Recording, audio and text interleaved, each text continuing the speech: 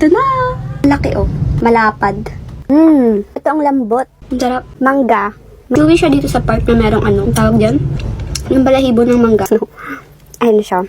May salt and chili na. May natikman na akong ganito dati. Naubos din namin kaagad yun. Sobrang sarap. Ang tuyong manggang may asin at sili ay may banayad na asim at tamis, chewy at tamang-tama lang ang anghang. Natikman ko na ito at hindi ko na napigilan ang sarili ko. Talagang nakakagigil ang sarap. Ang snack na ito ang pinakahinahanap ngayon. May mahigit 50,000 benta kada linggo. Ang espesyal pa dito, gawa ito mula sa mga piling mangga ng sariling bansa natin, maingat na pinroseso para mapanatili ang natural na lasa at mataas na sustansya. Isa itong perfect na merienda para sa mga bata, matatanda, at kahit sa lolo't lola, rated 5 bituin pagdating sa kalidad at kaligtasan sa pagkain.